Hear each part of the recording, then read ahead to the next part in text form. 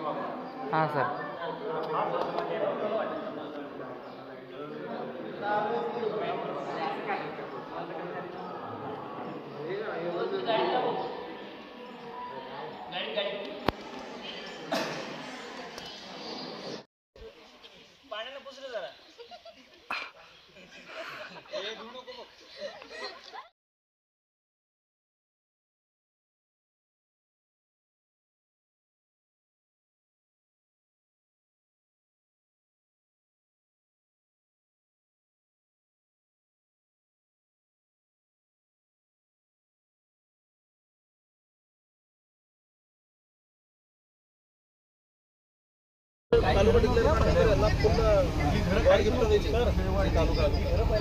शिवनेरी बंगलेच बघा इकडं डाव्याकडे इकडं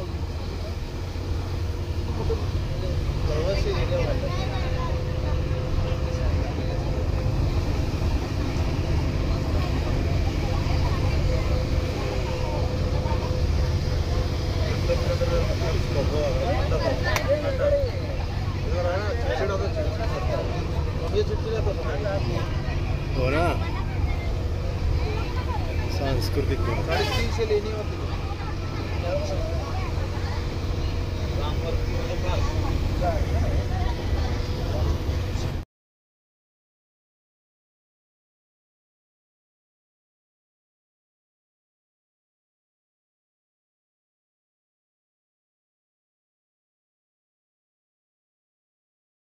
अभी हम जा रहे हैं शिवनेरी किले पर। जैसे कि हमारे साथ में ये हमारे बच्चे हैं और इन लोगों के साथ मैं देखने के लिए जा रहा हूँ शिवनेरी किला।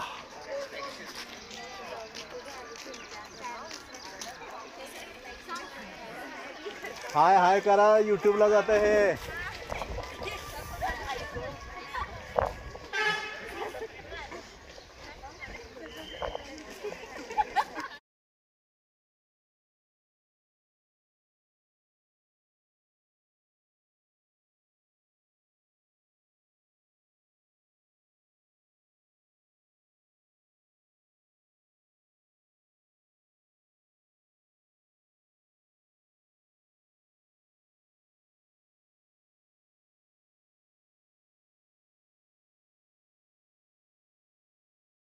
हे बघा रे, इकडे बघा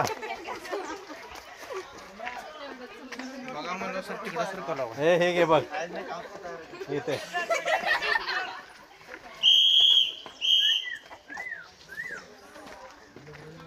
चल रे दरवाजा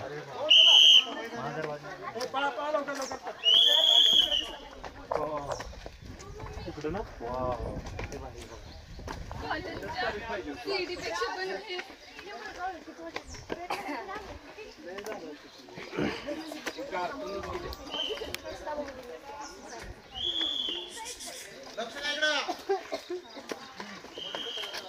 मधून रस्ता सोडा, सेंटरला रस्ता सोडा, सेंटरला थोडं इकडे या, बस एक दोघं जण जातील एवढा रस्ता बस। या लवकर, या बाजूला या काही जण। परत बाकीचे बोलणार, बाकीचे बोलणार आम्ही माहिती नाही भेटली, तुम्ही सुरुवात केली। कोण बोलणार? कोणी बोलत नाही सर। ठीक आहे, सर्वांना जय शिवराय। नाश्ता केला सर्वांनी जोरात? हो। असाच कायम जोश आपला थेट वर गडाच्या माथ्यावरती जातपर्यंत राहायला पाहिजे। राहील ना? हो। आवाज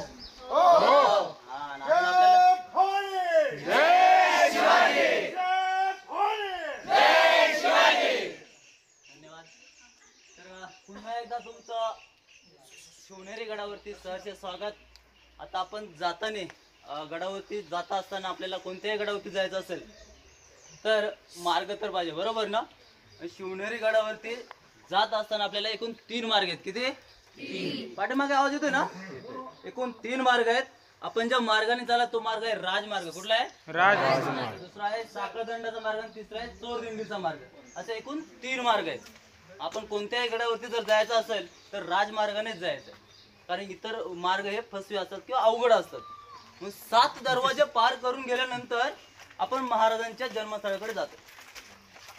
हे गडाची बांधणी कधी सुरुवात झाली साधारणतः, आता गडाच्या आधी काय होतं साधारणतः या ठिकाणी मी सांगितलं भारतामध्ये किती केव्ज आहेत 1200, महाराष्ट्रामध्ये 1000 ते 900 आणि जुन्नर तालुक्यात एकट्या 350 लेणी समोर. हे गड किल्ल्यांच्या आधी काय आहेत लेणी आहेत, गुफा आहेत. ओके, नंतर गड किल्ले. मग पहिला दरवाजा आपण गडाची बांधणी पाहतो, तर गडाची बांधणी या ठिकाणी आज जशी मानववस्ती राहते तशी पूर्वीच्या कालखंडात मानववस्ती राहायची. साधारणतः 1170 ते 1308 या कालखंडामध्ये या गडाची बांधणी सुरुवात झालेली आहे आणि त्याच कालखंडामध्ये या शिवनेरीला गडाचे स्वरूप प्राप्त झालेले. म्हणजे एकाच कालखंडामध्ये एकाच कालावधीमध्ये गड बांधला जातो का? आपण जर आपलं घर जरी बांधायचं झालं तर कालावधी लागतो ना. मग तसंच या गडाला बांधणी करण्यासाठी जो कोणी राज्य करता आला, जो कोणी शासन करता आला, त्यांनी त्यांच्या कालखंडामध्ये या गडाचे वास्तू बांधून गेलेले आहे. परंतु गडाची बांधणी कधी सुरू झाली 1170 ते 1308 या कालखंडामध्ये गडाची बांधणी सुरू झाली. मग तटबंदी बांध, बुरुज बांध, दरवाजे बांध असे वेगवेगळ्या प्रकारच्या गडावरती बांधकाम झालेले आहे. पहिला दरवाजा दिसतो आपल्याला, याचं नाव आहे महादरवाजा. काय आहे महादरवाजा? आपण निरीक्षण करत असाल दोन्ही बाजूला मोठमोठ्याले बुरुज आहेत, मोठमोठ्याले चिरे आहेत, विटा आहेत, बरोबर ना. मग याची बांधणी साधारणतः आपल्याला 11व्या शतकापासून चालू झालेली आहे. परंतु मध्ये जी काय कमान दिसते आपल्याला, अशी कमान दिसते, याला काय बोलतात महिरपी कमान. काय बोलतात महिरपी कमान. आता हे बांधकाम साधारणतः तुम्हाला ही महिरपी कमान नव्याने दिसत असेल, बरोबर ना. मग आपल्या भारतीयांचे गडकिल्ले 3 टप्प्यामध्ये उद्ध्वस्त केलेत इंग्रजांनी. कोणत्या कशा कशा पद्धतीने? जो काय पहिला पायरी मार्ग आहे, आता तुम्ही किती गडकिल्ले पाहिले माहित नाही, परंतु अनेक पाहिले असतील. अनेक गडकिल्ल्यांवरती जाण्यासाठी आपल्याला अडथळा निर्माण होतोय, तो म्हणजे पायरी मार्गाचा. मग पहिला प्रथमतः सुरुंग लावून इंग्रजांनी 1818 साली सुरुंग लावून आपल्या भारतीयांचे गडकिल्ले उद्ध्वस्त केले पायरी मार्ग. दुसरं, राहण्याच्या ज्या काही वस्ती आहेत, चौक्यात, त्या तोडून टाकलेल्या आहेत आणि खायचं अन्नधान्य हे पेटून टाकलेले. अशा 3 टप्प्यामध्ये आपल्या भारतीयांचे गडकिल्ले उद्ध्वस्त केलेले. मग छत्रपती शिवरायांनी 100हून गडकिल्ल्यांची अधिक बांधणी केले, काही त्यांची डागडुजी केलेले. तसं शिवनेरीचा उल्लेख आपल्याला या कागदपत्रात सापडतोय की पहिला दरवाजा या ठिकाणी महिरपी कमान दिसते, मराठाकालीन म्हणजे पहिला महिरपी कमान. आणि ज्या ठिकाणी छत्रपती शिवरायांचा जन्म झालेला आहे ती इमारत 2 मजली आहे. पहिला दरवाजा जीर्णोद्धार पुनर्बांधणी आणि महाराजांच्या वरच्या मजल्याचा जीर्णोद्धार तो पुन्हा झालेला आहे. तो कोणी केलेला आहे? कोल्हापूरचे राजश्री शाहू महाराज यांचे चिरंजीव राजाराम महाराज आणि भास्करराव जाधव. आता हे भास्करराव जाधव कोण? तर तत्कालीन मुंबईचे शिक्षण मंत्री होते. त्या दोघांच्या सहमतीने आणि आर्किओलॉजीच्या मदतीने या दरवाजाची बांधणी पुनर्झालेली आहे. तो कालखंड आहे 1926-27 दरम्यान. अशा प्रकारे आपण हा महादरवाजा या ठिकाणी पाहिलेला आहे. दुसरा दरवाजा आहे गणेश दरवाजा, त्या ठिकाणी आपण त्याची माहिती घेणार आहोत. बोला छत्रपती शिवाजी महाराज की जय. हाँ काउंटिंग करायचं.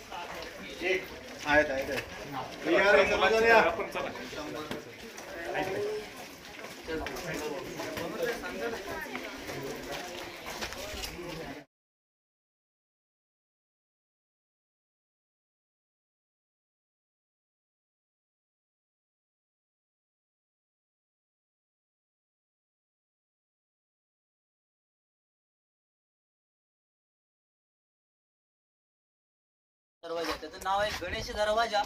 आता आपण पहिला दरवाजा या ठिकाणी निरीक्षण केला, त्या ठिकाणी पाहिला, त्या ठिकाणी मोठमोठ्या दगडी म्हणजे चिरे मोठमोठे, या ठिकाणी छोटे छोटे, बरोबर ना. याचं बांधकाम बदललेलं आहे, बांधकाम आपल्याला वेगळं थोडंसं दिसते. किंवा पहिल्या दरवाजापाशी आपल्याला एक प्राणी वगैरे काही दिसलं नाही, ओके ना. कुठले ते प्राणी? सिंह. अजून हत्ती दिसतोय. हत्ती अगदी बरोबर आहे. अजून गोमुख आहे. हा, अजून गोमुख कुठं असते बाळा? मंदिराच्या ज्यावेळेस आपण पूजा करतो ना त्या ठिकाणी खाली. तर दुसरा दरवाजा आहे गणेश दरवाजा. दोन्ही बाजूला आपल्याला एक प्राणी दिसतात, त्याचं नाव आहे शरभ शिल्प. काय आहे? शरभ शिल्प आहे. शरभ शिल्प. तर त्याच्या पायामध्ये हत्ती पगले, अगदी बरोबर आहे.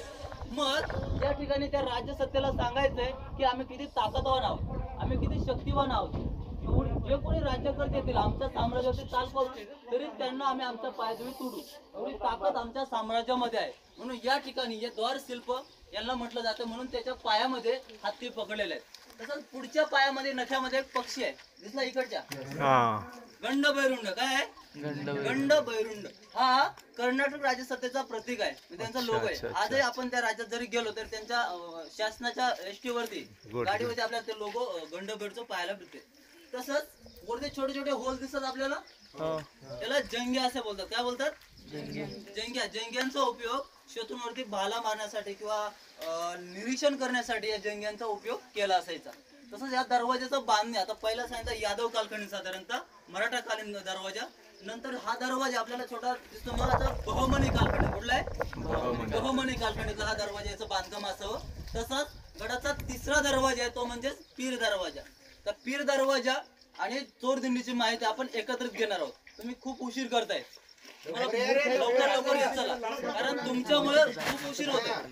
अशा प्रकारे हा गणेश दरवाजा या ठिकाणी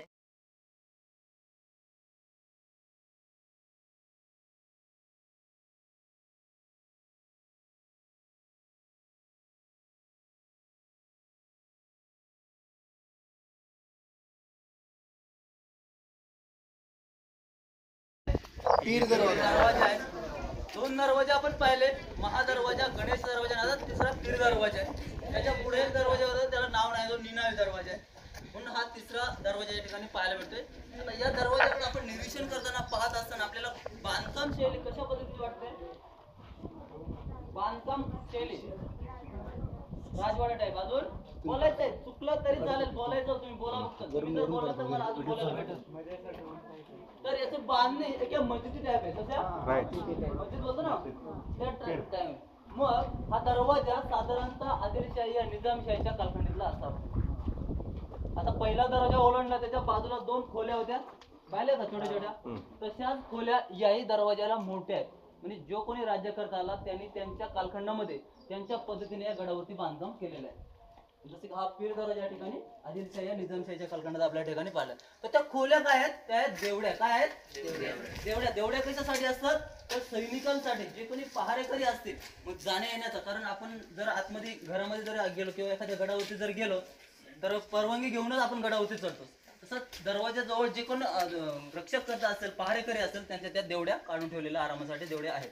आता या गडावरती घटना काय काय झालेल्या आहेत? एकतर महाराजांचा जन्म झालेला आहे, दुसरी म्हणजे युद्ध लढाई वगैरे. तर 1650 साली स्थानिक आदिवासी आणि मोगल माहिती ना, मोगल यांच्यामध्ये घनघोर एक उठाव झाला. आणि या उठावामध्ये 1600हून अधिक कोळ्यांची, म्हणजे छत्रपती शिवरायांच्या स्वराज्यामध्ये अनेक जाती धर्माचे लोक होते. या परिसरामध्ये आदिवासी जमात, म्हणजे आदिवासी भरपूर लोक राहायचे. तर 1650 साली स्थानिक आदिवासी आणि मोगल यांच्यामध्ये घनघोर एक उठाव झाला आणि त्या उठावामध्ये 1600हून कोळ्यांची अधिक हत्या करण्यात आली या गडावरती. तिचं आठवण म्हणून वरती एक कोळीचं बोत्रा पाहायला भेटतो. कारण का की असा उठाव पुन्हा करू नये म्हणून एक दहशत माजावी म्हणून तो कोळीचा बोत्रा, त्यामध्ये लहान लहान मुलं, बायका, स्त्रिया, म्हणजे वयोवृद्ध माणसं पण भरपूर पकडून आणले जायचं, त्याचं शिर कलम केलं जायचं, हातपाय तोडलं जायचं आणि त्या जमिनीमध्ये काढलं जायचं. ती क्रूरपणा असायची. तीच आठवण म्हणून आपल्याला वरती कोळीचा पुतळा पाहायला भेटतो. आता थेट आपण जाणार आहोत हत्ती दरवाजाजवळ. ओके, समजली इथली माहिती? रे, तुझं नाव काय? इकडे तुझं नाव? माझं नाव कानिल सुरेश चौधरी. अच्छा अच्छा, कुठून आला? मी सोलापूरवरून आलो. ओके, संगमेश्वर कॉलेज म्हणा. संगमेश्वर कॉलेज. हा,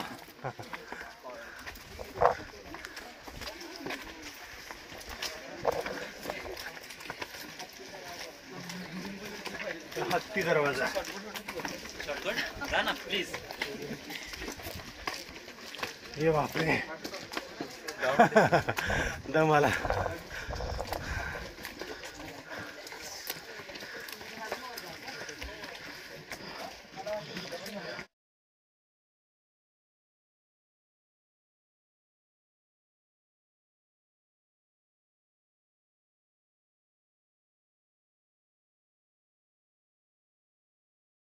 दरवाजे आपण पाहिले ते सहजासहजी आपल्याला निदर्शनास पडले, म्हणजे पाहायला भेटले. परंतु ज्या वेळेस आपण चौथ्या दरवाजापर्यंत आलो त्यावेळेस हा दरवाजा आपल्याला दिसला का साधारणतः एक लपलेला दरवाजा, बरोबर ना? ज्यावेळेस आपण दरवाजाच्या उंबरट्या जवळ आलो म्हणजे प्रवेशद्वाराजवळ, तेव्हा आपल्याला हा दरवाजा पाहायला भेटला. कारण का याची बांधणी कशी केलेली आहे, एक गोमुखी पद्धतीची, गाय जशी वळून घेते तशा पद्धतीने या दरवाजाची बांधणी केलेली आहे. कारण का शत्रू सैन्यांना चकवा देण्यासाठी, त्यांना माहिती नाही पडावं की या ठिकाणी एक प्रवेशद्वार आहे. सहजासहजी जरी येणारा जो कोणी शत्रू सैन्य असेल त्याला हे पाहायला भेटणार नाही. मग हत्ती दरवाजा आहे, मोठा दरवाजा आहे ना, मोठा दरवाजा. आता हत्ती नाव दिलेलं आहे, मग गडावरती प्राणी येऊ शकतात का? गिरिदुर्गणावरती प्राणी जिथपर्यंत माती आहे तिथपर्यंतच प्राणी येतात, कारण दगडांवरती प्राणी चढू शकणार नाही. तर तुम्ही बोलाल आम्हाला राज्याभिषेकासाठी रायगडावरती हत्ती पाहायला भेटले, परंतु ते शंभू राजांना छोटंसं पिल्लू दिल्यानंतर ते मोठं केल्यानंतर ते राज्याभिषेकासाठी वापरलेलं आहे. मग जिथपर्यंत माती आहे तिथपर्यंतच प्राणी येतात. ओके. जरी हत्ती चुकून भागून जरी या ठिकाणी आला तर हत्तीला जागा खूप मोठी लागते, तो या ठिकाणी मावू शकणार नाही. आणि त्या हत्तीने या दरवाजा उघडण्याची जर प्रयत्न केला तर या दरवाजाला मोठमोठाले खिळे लावलेले आहेत, जसे की पाठीमागे पाहिले त्याला खिळे होते. मग त्या हत्तीने हा दरवाजा उघडण्याचा प्रयत्न केला तर या दरवाजाला मोठमोठाले खिळे, त्याचं शिर या खिळ्यांना लागून रक्त बंबाळून तो पाठमोरी जाईल. दुसरा उपयोग असायचा दरवाजा उघडण्याचा, तो म्हणजे कसा, मोठमोठे लाकडाचे ओंडके घेतले जायचे, त्या लाकडाच्या ओंडकेच्या साहाय्याने दरवाजा उघडण्याचा प्रयत्न करायचे, परंतु तितकीच जागा या ठिकाणी उपलब्ध नाहीये. दिसले ना, म्हणून दरवाजा उघडणार नाही. असा हा मोठा दरवाजा या ठिकाणी आपल्याला दिसतोय.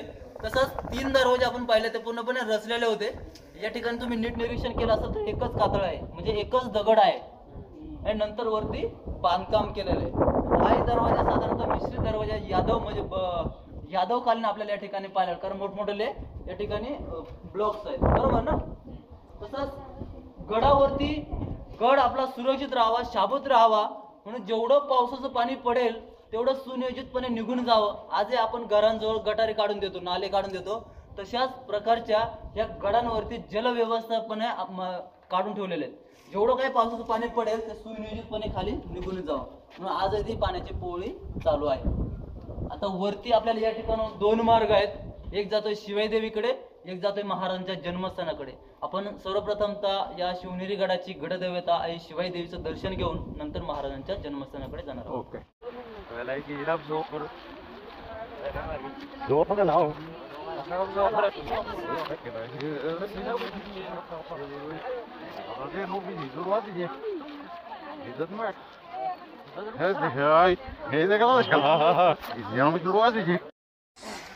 हा. गडाचा 5वा दरवाजा आहे. एकूण गडाला किती दरवाजे आहेत? पुढे 7. पण 8 ते 9 दरवाजे असावे. काही पडलेले आहेत, काही काहींचं फक्त अवशेष शिल्लक आहेत. मग आज आपल्याला फक्त 7 दरवाजे आपल्याला या ठिकाणी शाबूत पाहायला भेटतात. तर गडाचा हा 5वा दरवाजा आहे. एकदम छोटा दरवाजा आहे. खाली पाहिले आपण मोठमोठे दरवाजे होते, बरोबर ना? या ठिकाणी एकदम परत छोटा दरवाजा आलेला. बुरणावरून खाली या. कोणत्याही गडावरती जर गेलात तुम्ही, अजिबात बांधकामावरती चढायचं नाही. का? त्याच दगडाने आपलं स्वराज्य रक्षलेलं आहे. त्याच दगडाने आपल्याला स्वराज्याचं म्हणजे जे काही शत्रू सैन्य आपले मावळेत, ते मावळेच या तटाबुरुजाच्या आड राहून शत्रूवरती मारा केलेला आहे.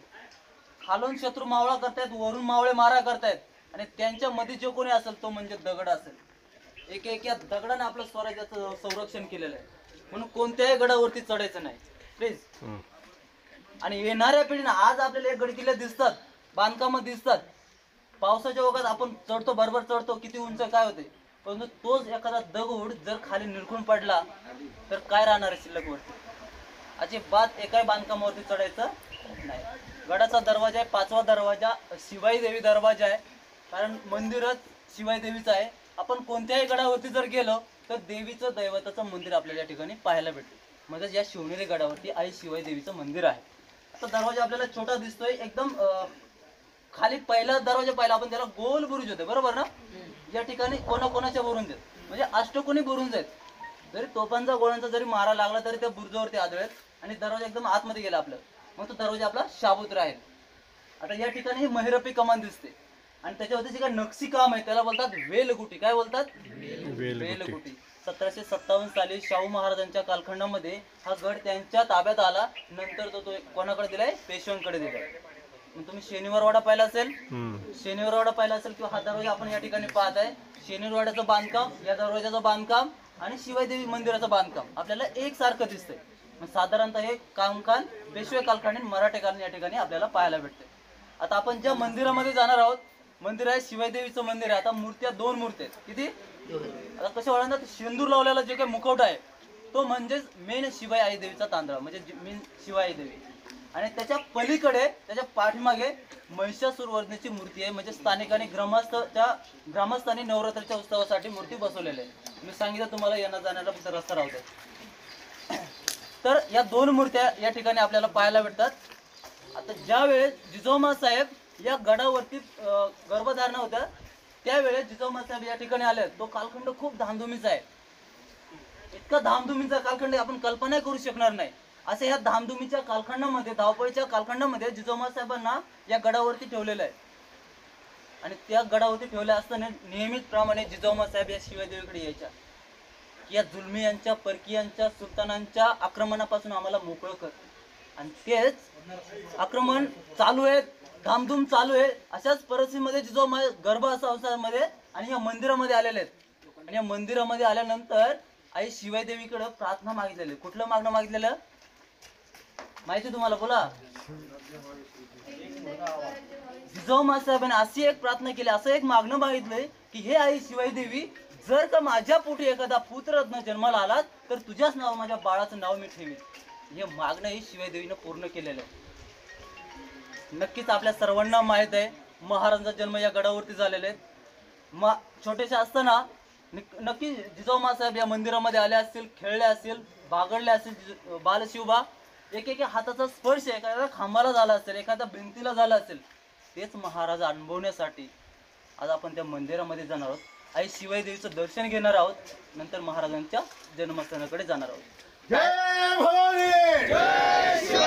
टाइम न लावता पटपट जायचा.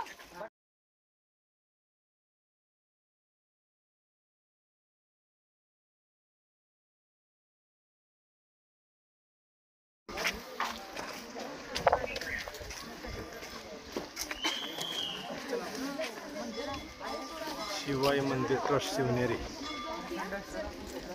हे तर शूज काढा.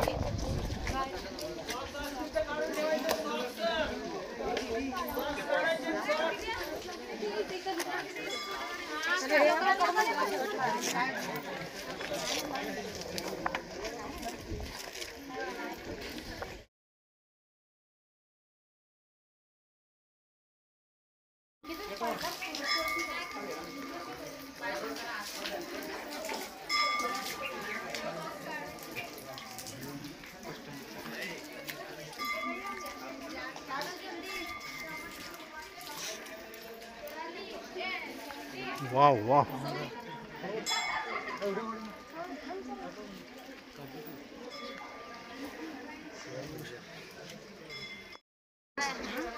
चल फास्ट उचलाती नहीं तो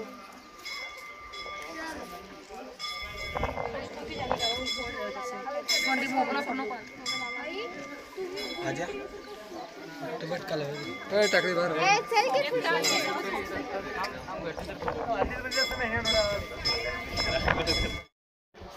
त्यांना बोलण्यात गुंग केलं मी.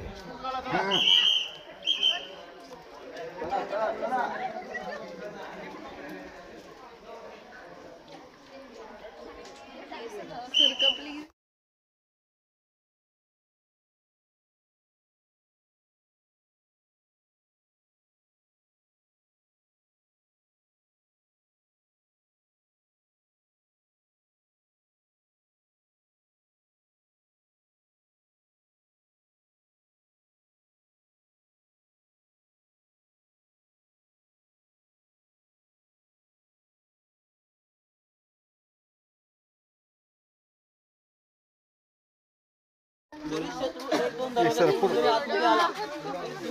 दरवाजाने त्याचा अटकाव केलेला आहे आणि 4ही-5ही दरवाजाचं संरक्षण या कुलूप दरवाजाने केलेलं आहे. आता या बांधकाम दिसतंय आपल्याला, विटांचं बांधकाम. हे दुमजली बांधकाम आहे. या ठिकाणी पहारेकरी राहायचे, जसे की पहिल्या दुसऱ्या दरवाजावर पहारेकरी राहायचे. पण या दरवाजावर जे कोणी पहारेकरी असतील त्यांचं खायचं प्यायचं धान्य म्हणजे याच ठिकाणी त्यांच्यासोबत घ्या, कारण पहारा सोडून ते जाऊ शकणार नाही. म्हणून त्यांच्या जवळ धान्याची साठवणूक किंवा पिण्याचं पाणी त्यांच्या जवळ पाहिजे. आपल्याला या ठिकाणी गोल स्ट्रक्चर दिसतंय का? गोल स्ट्रक्चर याला बोलतात कणगी. काय बोलतात? कणगी. धान्य साठवण्याचे कणगी. आता ज्याला धान्य साठवण्याचं, परंतु पाण्याची व्यवस्था कशी गडांवरती केली असेल? आज आपण प्लॅस्टिक, लोखंडी, PVC पाईप वापरतो, परंतु पूर्वीच्या कालखंडामध्ये कोणती पाईपलाईन असेल तर ती म्हणजे माती भाजली जायची, त्याच्याद्वारे पाईप तयार केले जाते, तिला बोलतात खापरी पाईपलाईन. ती खापरी पाईपलाईन पाठीमागे दिसते, हे गोल दिसतंय का? अशा प्रकारची जल व्यवस्था पण आपल्याला या गडांवरती पाहायला भेटते. आता एवढं झालं पहारेकरांसाठी, परंतु या गडावरती राबता किती असेल, या गडावरती सैन्य किती असेल, त्यांनाही अन्नधान्य पाहिजेच. म्हणून सर्व आपल्याला या गडावरती अंबरखाना पाहणार आहोत. आपण वरती गेल्यानंतर संपूर्ण त्या अंबरखान्यामध्ये जायचे, त्याच्या ठिकाणी जाऊन माहिती घेणार आहोत.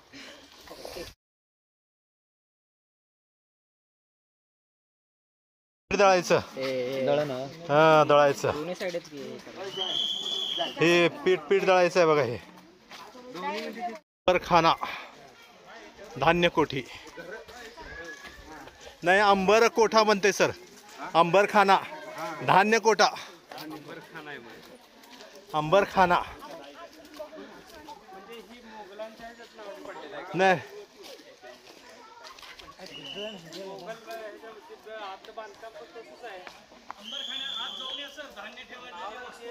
हा हा हा.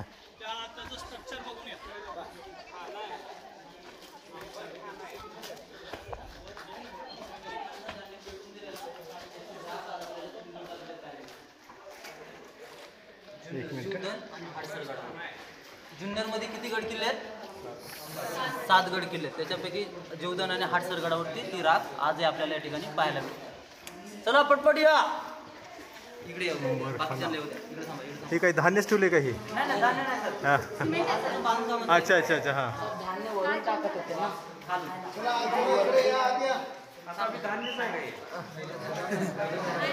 डागडुगीचं सामान ठेवलंय. हा स्टार्ट कर. आले.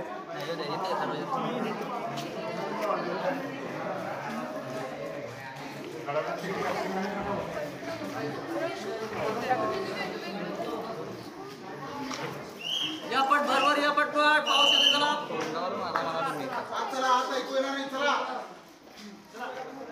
ते फ्लॅश लाव रे, फ्लॅश लाव. ठीक आहे. आले असेल सर्वजण. हा. सर्वांनी शांतता घ्यायची, कोणी आवाज करणार नाही प्लीज. आता आपण दरवाजे पाहिलेले, 7 दरवाजे पाहिल्यानंतर या गडावरची वास्तू म्हणजेच हा अंबरखाना आहे. जसं की मी सांगितलं, जो कोणी राज्य करता आला त्यांनी या गडावरती वास्तू बांधून गेलेले. याचं हे बांधकाम साधारणतः 15व्या-16व्या शतकामध्ये झालेले आहे. ज्यावेळेस निजामशाहीची या ठिकाणी राजधानी म्हणजे त्याचं आधिपत्य होतं, मलिक अहमद नावाचा एक वजीर होता. त्यांनी या ठिकाणी येऊन जुन्नर प्रांतामध्ये येऊन अनेक या गडांवरती बांधकामं केलेले. जसं की आपल्याला पाहायला भेटलं, पीर दरवाजा हा अंबरखाना, पुढे हमामखाना, त्याच्या पुढे एक मस्जिद आहे, वरती ईदगाह आहे. असं या ठिकाणी बांधकाम आपल्या या ठिकाणी पाहायला भेटते. मग आता गडाला समज वेढा पडलेला आहे, मग गड लढवण्यासाठी कसली आवश्यकता असते आपल्याला? सर्वप्रथम अन्नधान्य. बरोबर. अन्नधान्य, दारुगोळा, सैन्य जर असेल, पाणी. बरोबर ना? पाणी जर असेल तर आपण ह्या शत्रूशी लढू शकतो. पण तसा एवढा मोठा हा अंबरखाना शिवनेरी गडावरती आपण पाहतोय. मग या गडावरती राबता किती असेल, शिबंदी किती असेल, सैन्य किती असेल? तर जसं आज आपण भटकंती करत आलात, तसंच इतरही पर्यटक, इतरही देशातले लोक आपल्या भारत देशाला भेटी देऊन आपला इतिहास जाणून घेतात आणि ते त्यांच्या प्रवास वर्णनामध्ये लिहून ठेवतात, त्यांच्या लेखामध्ये लिहून ठेवतात. आज आपण लिहितो का? फक्त ऐकतोय. बरोबर ना? जेवढी माहिती भेटेल तेवढं ऐकत राहावा. असाच एक इंग्रजी प्रवासी आहे, त्यांनी आपल्या भारत देशाला शिवनेरी गडाला भेट दिली. त्याचं नाव आहे डॉक्टर जॉन फायर. त्याने या शिवनेरी किल्ल्याला भेट दिली, ही वास्तू पाहिली. मग एवढी मोठी वास्तू आहे, मग या वास्तूमध्ये धान्य किती असेल? त्याने फक्त एक अंदाज लावला, 1000 कुटुंबियांना 7 वर्ष पुरेल एवढं धान्य याच्यामध्ये साठवलं जाईल. किती? 1000 कुटुंबियांना 7 वर्ष पुरेल एवढं धान्य याच्यामध्ये एक अंदाज लावला त्यांनी, आणि त्याने त्याच्या प्रवासवर्णनामध्ये लिहून ठेवलेलं आहे. मग धान्य तर आहेच, मग तेवढं पाणी पण पाहिजेच. बरोबर ना? मग आपण हत्ती दरवाजापासून आपण वरती आलेलो आहे. आपल्याला लोखंडी ग्रिल लावलेलं दिसलं, टाक्या. या गडावरती एकूण 65 पाण्याच्या टाक्यात. किती? त्याच्यापैकी 2 महत्वाच्या टाक्या ते म्हणजेच गंगा आणि जमुना.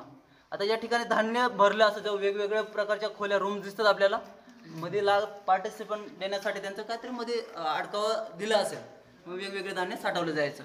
तसंच धान्य खराब कशामुळे जास्त, जर ऊन लागला पाऊस लागला तर खराब होते. म्हणजे या ठिकाणी तुम्ही आज आपल्याला थंडी जाणवते, परंतु उन्हाळ्यामध्ये जरी आपण आलात ना तरी आपल्याला एकदम थंड वातावरण या ठिकाणी पाहायला भेटते. आता राहिला पावसाचा विषय, तुम्ही या होल आहेत, पाऊस येतो याच्यावर, परंतु ते तिरट्या स्वरूपाचे आणि त्याचंही संरक्षण केलेलं आहे. जे होल दिसत ना त्याच्याही मापाचा वरती दगड घेऊन त्याच्यावर खास दिली जायची, नंतर गिलाव दिला जायचा, पूर्ण पाणी बंदिस्त केलं जायचं. आता धान्य पन्हाळगडाला एक सिस्टम आहे, तुम्ही पाहिले बऱ्याच जणांनी, एक काय दगड आहे बरोबर ना, खाली तो दगड काढला की धान्य ऑटोमॅटिकली बाहेर येते. परंतु या ठिकाणी हे जे काही खिडक्या दिसतात ना, त्या खिडक्यांच्या साहाय्याने असं पुश केलं की धान्य ऑटोमॅटिकली ते बाहेर यायचं. आता हा दरवाजा आपल्याला नंतर या ठिकाणी पाहायला भेटते, पण त्याचं बांधकाम आपण जर पाहिलं, समोर आपण भिंत पाहिली ते पूर्ण बंदिस्त होतं, पण नंतर हे आता या ठिकाणी दरवाजा बांधण्यात आलेला आहे. अशा प्रकारे हा गड जसा छत्रपती शिवरायांचा जन्म म्हणून ओळखला जातोय, तसा हा गड महसुली म्हणून ओळखला जातो. महसूल गड म्हणजे जेवढा काही शेतसारा जमा पीक सारा उगवेल गोळा करून या ठिकाणी ठेवला जायचा, नंतर तो इतर गडांना पुरवला जायचा. अशा प्रकारे हा अंबरखाना आपण पाहिलेला आहे. पुढे जाऊन आपण पाहणार आहोत महत्वाच्या टाक्या, त्या म्हणजेच गंगा आणि जमुना. त्याच्यानंतर महाराजांचं जन्मस्थळ. जन्मस्थळानंतर त्या ठिकाणी गेल्यावर सर्वांनी चप्पल बाहेर काढायची आणि त्या ठिकाणी आपण ऐकणार आहोत शिवजन्म, बरोबर, कारण महाराजांचा जन्म झालाय त्याच्यासाठी आपण त्या ठिकाणी शिवजन्म सर्वांनी शांततेने ऐकायचे. जशी जागा असेल तसे आपण नंतर पाहूया, पावसाचं वातावरण पाहून एक जागाही थांबूया.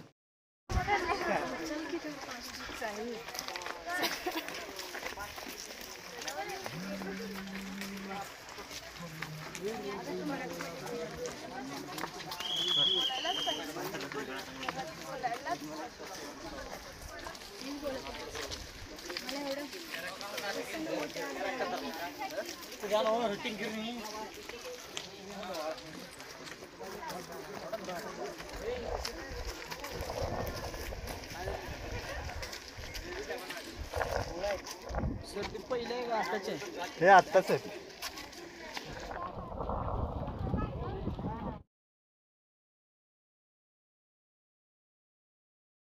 उपक्रम तुमच्या त्यासाठी राबवलेले आहे.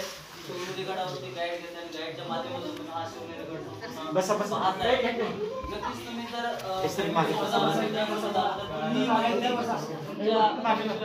सांगाल ना, गाईडने माहिती सांगितली बरोबर ना, तुम्हाला माहिती म्हणून जेवढं ऐकते. पुढे सरा पुढे सरा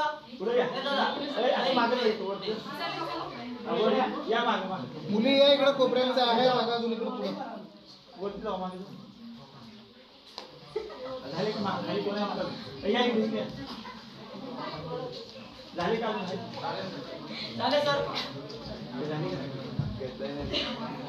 सर्व आले असतील तर माहिती घ्यायला सुरुवात करूया. सुरू करा. आता आपण पाऊस असल्या कारणाने आपण या ठिकाणी बसलेलो आहे, बरोबर. पाऊस असला आपण ते गंगा जमुना पाहिला असते. धान्य अंबरखाना पाहिल्यानंतर आपल्याला पुढे जो काही जलसाठा येतो तो म्हणजेच गंगा जमुना. आता पवित्र स्थान नाव म्हणजे गंगा आणि जमुना, म्हणून त्या टाक्याला नाव दिलंय गंगा आणि जमुना. आता रील लोखंडी रील आलं बरोबर ना, एक 2 गंगा आणि जमुना एक लोखंडी रील लावलेले ना, तेवढीच टाकी पूर्ण आतमध्ये आहे. आपण त्याच्यावरून चालत आहोत, आपल्या लक्षात नाही आलं तेवढीच टाकी आतमध्ये. तर आतमधल्या टाकीला बोलतात पाणपोडी आणि बाहेरच्या टाक्याला बोलतात न्हाणपोडी. पाणपोडी म्हणजेच पिण्याचं पाणी, न्हाणपोडी म्हणजेच वापरण्याचं पाणी. त्याच्या पुढे नंतर आल्यानंतर आपल्याला एक इमारत दिसली, कौलारू इमारत दिसली, त्याचं नाव आहे शिवकुंज. ताई पुढे या, आपले जेवढे असतील ना तेवढं पुढे येतं, जागा आहे भरपूर, तुम्ही नका जाऊ. आपल्याला एक अर्धा 15-20 मिनिटं लागणार आहे.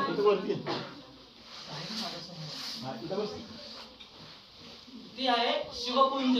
शिवकुंज म्हणजे आता या गडावरती वास्तू काय, जेवढं काय बांधकाम दिसते आपल्याला, दरवाजे, हमामखाना,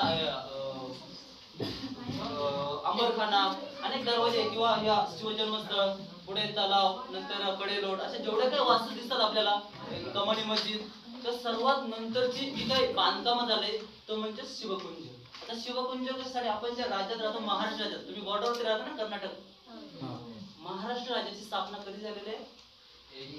1 मे 1960 महाराष्ट्राचे पहिले मुख्यमंत्री यशवंतराव चव्हाण यांनी 7 नद्यांचं जल आणून त्या भूमीचं पूजन केलं आणि नंतर ती इमारत बांधण्यात आली. संयुक्त महाराष्ट्र चळवळ आपण बोलतो ना, माहितीये संयुक्त महाराष्ट्र चळवळ जो लढा उभा राहिला महाराष्ट्रासाठी, कारण मुंबई ही गुजरातकडे चाललेली, मग मुंबईसह महाराष्ट्र एकत्र यावा म्हणून हा संयुक्त चळवळ उभा राहिली आणि 108 ते 107 जणांचा बळी त्यात कामी गेलेला आहे. तो ऑफिशियल कारभार मुंबईमध्ये सुरू झाला, परंतु ते स्थळ ते ठिकाण किंवा ती घोषणा कुठून द्यायची, ते म्हणजे छत्रपती शिवरायांचं जन्मस्थळ.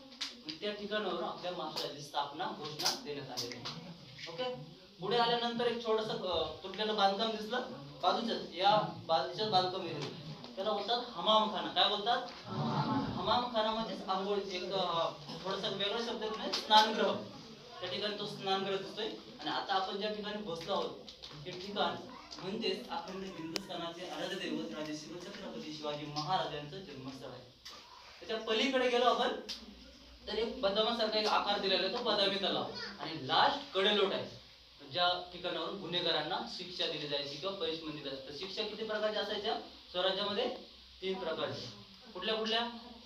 हातीच्या पायाखाली, अजून कडेलोट, अजून तोफेच्या. अशा 3 प्रकारच्या स्वराज्यामध्ये शिक्षा देण्याची पदावधी. कडेलोट, लास्ट, पण. तर आता आपण ह्या संपूर्ण वास्तूची माहिती घेतली. आता दादा कोणतरी बोलला ते कोळीचं चबुतर. थेट आपण गडाच्या माथ्यावरती जर पाहिलं ना वरती तिकडं, तर त्या ठिकाणी तो कोळी चबुतर आपल्याला या ठिकाणी पाहिला. तर पाऊस आले किंवा धुकं आले म्हणून दिसत नाही. तो उंच भाग त्या ठिकाणी साधारणतः या गडाची उंची 3500 फूट समुद्र सपाटीपासून. ओके, तर आतापर्यंत हा संपूर्ण गडाच्या वास्तूबद्दल विषयी माहिती आपण घेतली. आता छत्रपती शिवाजीबद्दल माहिती घेऊया. बरोबर ना?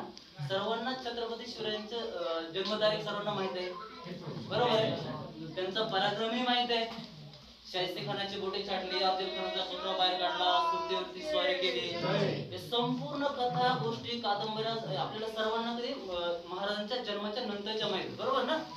परंतु मी तुम्हाला एक सांगणार आहे, आता ती घटना किंवा तो पराक्रम, ते रणसंग्राम या गडावरती नाही झाला, तर तो देवगिरी किल्ल्यावर झाले. कुठं? देवगिरी किल्ल्यावरती.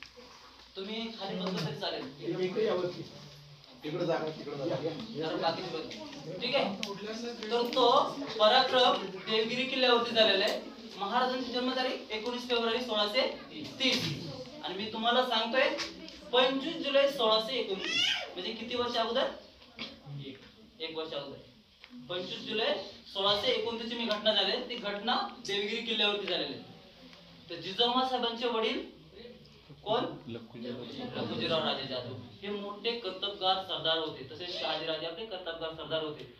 निजाम हा गड जरी छत्रपती शिवाजी महाराजांचा जन्म झाला असता तरी या गडावरती अधिपती साधारणतः निजामशाहीच जास्त कालखंड गेलेला आहे. नंतर मोगल, डच, फ्रेंच असे डच, इंग्रज यांनी कब्जा केलेला आहे. 1818 साली आपला पायरी मार्ग तोडून त्यांनी कब्जा केलेला आहे.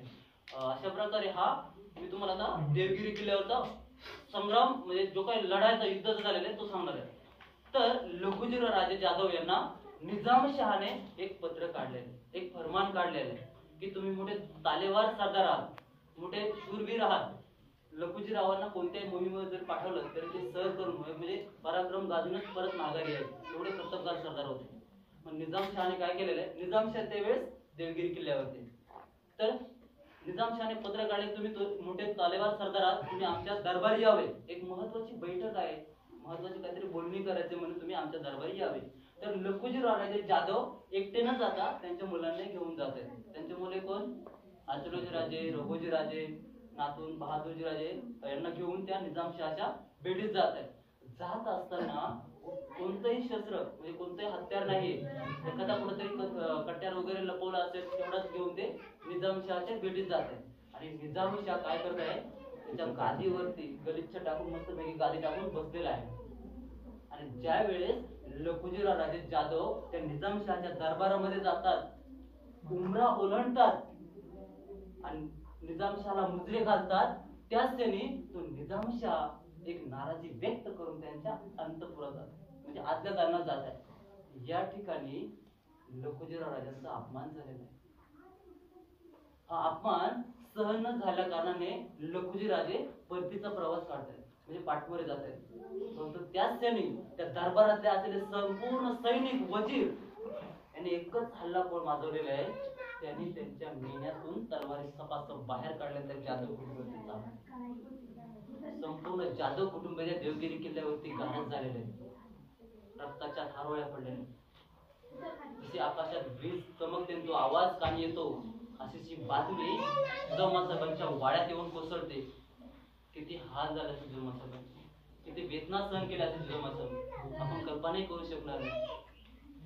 अशीच ही बातमी वाऱ्याच्या वेगासह शहाजी राजांना कळते की आपल्या सासऱ्याचा खून या निजामशहाने केलेला आहे. आपण कितपर्यंत याची चाकरी करायची, कितपर्यंत यांची नोकरी करायची. शहाजी राजांनी तुरंत निर्णय घेतला, नको ही जहागीर, नको ही वतनदारी, नको ही सरदारकी. आपल्याला जो वडोली प्राजित म्हणजे मालोजी राजांना जो जहागिरी जो प्रांत भेटलेला आहे, पुणे, सुबे, चाकण, इंदापूर या प्रांतीत जावं आणि आपलं राज्य पाहावं ही संकल्पना शहाजीराजांनी आली. परंतु शहाजीराजांसोबत एक मोठी जोखीम होती, ती म्हणजे उघड्या मुलखामध्ये जिजाऊमासाहेबांना ठेवायचं कुठे. 13व्या-14व्या शतकापासून परकीय सत्ताधारी इथे येतात, इथल्या जनतेला अन्याय, अत्याचार, गुलामगिरी लागतात. संपूर्ण ही जनता गुलामगिरीच्या उदरामध्ये दंगलेली आहे. इतका अन्याय अत्याचार सहन केलेला आहे की भर दिवसा माणसांच्या कत्तली केल्या जायच्या, इतकी क्रूरपणा असायची. सोनं नाणं ओरबाडून घेतलं जायचं, जर कधी सोनं नाणं ओरबाडून नसेल येत तर तो भाग कापला जायचा. ती क्रूरपणा योग्य कुठेतरी थांबावं, कुठेतरी शांत व्हावं आणि इथल्या प्रजेला एक असा सुखी राजा मिळावा जी प्रजा पूर्णपणे सुखी होईल. आणि ही संपूर्ण भावना जिजाऊमासाहेबांच्या अंगीकृत होती. स्वतः शहाजीराजे मग आता जिजाऊमासाहेबांना ठेवायचं पुढे असं धामधुमीच्या काळामध्ये तर याच किल्ल्याचे किल्लेदार आहेत त्यावेळचे शिवाजी विश्वासराव. आता ही वास्तू पाहूया आपण. ही वास्तू आपण मी सांगितलं 2 मजली आहे, खालचा एक मजला वरचा एक मजला. अशाच प्रकारे चारही बाजूला चौथार आहेत, दिसले चौथार आहेत. तर संपूर्णपणे चारही बाजूला हे अशा इमारती असाव्या. मध्ये जे दिसते आपल्याला ओपन ते म्हणजे अंगण आहे. अंगण आणि मधला जे काही पाण्याचा साठा आहे त्याला कारंजा फाउंडन पाणी उडवण्यासाठी. आणि आपण आता वरती जिन्याने आलो, खाली एक खोली दिसली, ती खोली म्हणजेच बाळणपणाची खोली आहे. आणि बाळणपणाच्या खोलीच्या पूर्वीचं नाव होतं माहितीये, अंधार खोली. काय आहे? अंधार खोली. तीच ती अंधार खोली, संपूर्णपणे अंधार आणि एकच झरोखा आहे ती अंधार खोली. मग अशा या धामधुमीच्या काळामध्ये परकीय सत्ताधारी येतात. त्याच कालखंडामध्ये त्या जुन्नर प्रांतावरती 2 ते 3 वर्षाचा दुष्काळ पडलेला. ते परकीय सुलतान तर येतात, नाचगुजी करतात, जनतेला तर गुलाम तर बनवतात, परंतु आसमानी संकट कोसळले. इथली प्रजा या किल्लेदाराकडे येतात आणि विनवणी करतात, शिवाजी विश्वासराव आम्हाला हाताला काम धंदा द्या, आमची लेकरं बाळ उपाशी मरून तडफडून मरू लागलेले.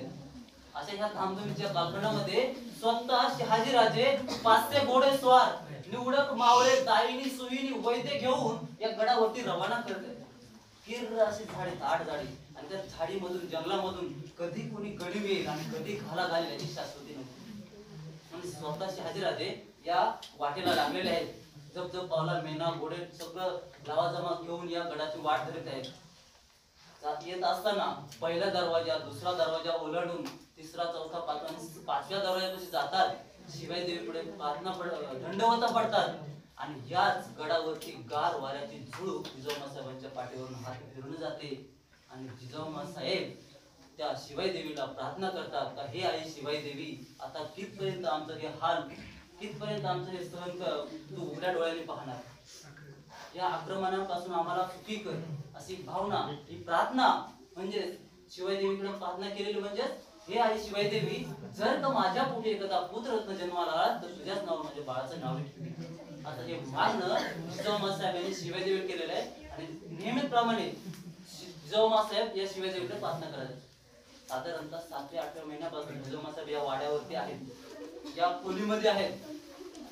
अशाच प्रकारे हा दिवस जातात, उजेडतात, मावळतात. धामधुमीचा कालखंड संपूर्ण चालू आहे, रणधुमीचा कालखंड संपूर्ण चालू आहे.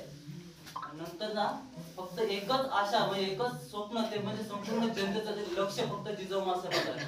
रणधुमीचा कालखंड थोडा बाजूला ठेवून संपूर्ण जनतेचं लक्ष ते फक्त जिजाऊमासाहेबांवर आहे. कारण का जिजाऊमासाहेबांना एकूण 6 अपत्ये झालेली. किती? 6 त्याच्यापैकी 4 आठवडी मिळालेले आहेत. आपल्या 2 राजामध्ये युवराज संभाजी आणि छत्रपती शिवराय. आता याच गडावरती जिजाऊ मासाहेबांना ठेवायचं कारण म्हणजे छत्रपती शिवरायांचे मोठे बंधू युवराज संभाजी त्यांचा विवाह याच गडावरती झालेला आहे. सिद्धोजी विश्वासरावने एक मुलगी होती, तिचं नाव होतं जयंती राणी.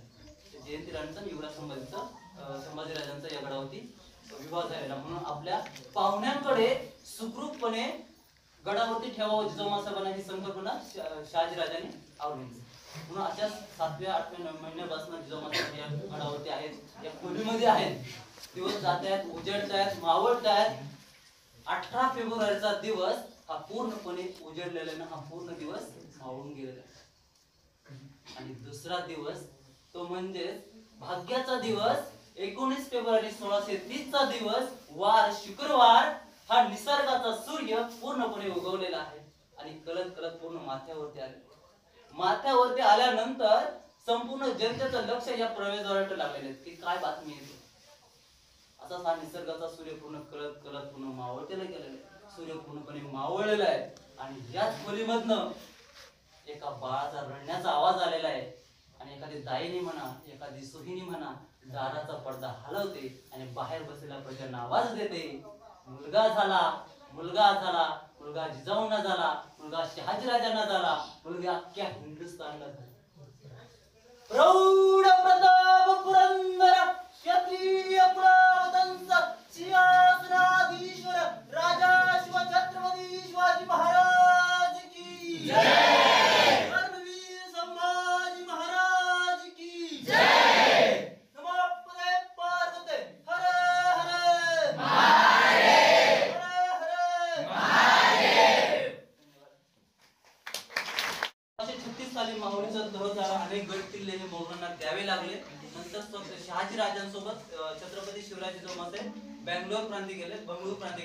नंतर 12 वर्ष होईपर्यंत त्या ठिकाणी शहाजी राजांनी त्यांच्यावरती वेगवेगळे गुरु शिक्षक लादून ज्यावेळेस लिहिता वाचता यायला लागलं त्या पुन्हा महाराष्ट्रामध्ये पाठवलेले. नुसतंच पाठवलं नाही, त्यांच्यासोबत काय दिलेलं आहे, अष्टप्रधान मंडळ दिलेलं आहे, राजमुद्रा दिलेलं आहे. राजमुद्रा प्रतिभचंद्र लेखवे वरद विष्णू वंदिता शहास्न शिवशेषा राय. ज्याप्रमाणे प्रतिभेचा चंद्र कलेने वाढत जातो त्याप्रमाणे छत्रपती शिवाजी राजमुद्रा संपूर्ण विश्वात वंदनीय होईल. जोपर्यंत चंद्र सूर्य आहे तोपर्यंत हे छत्रपती शिवरायांचं स्वराज्य राज्य टिकणार आहे, राहणार आहे. म्हणून कोणत्याही गडावरती जर गेला एक ना एक दगड निरखून पाहायचा आहे. याच दगडाने आपलं स्वराज्य अबाधित सुरक्षित ठेवलेलं. म्हणून तुमचं आमचं आज असेल तर टिकून राहिलेलं. ओके. आता इथं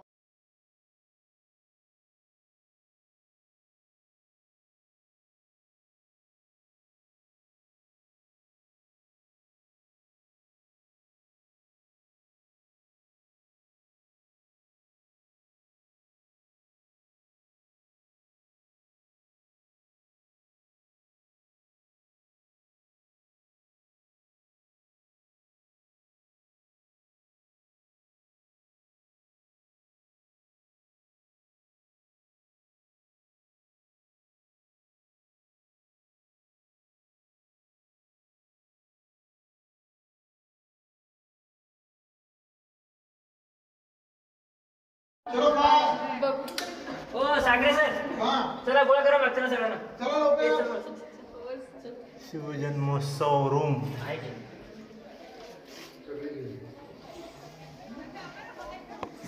मोबाईल पडत सर, चहा घ्यावा लागेल. चला मोबाईल पडायचा, चहा घ्यावा लागेल. खटलीची आहे मिळते पुन्हा.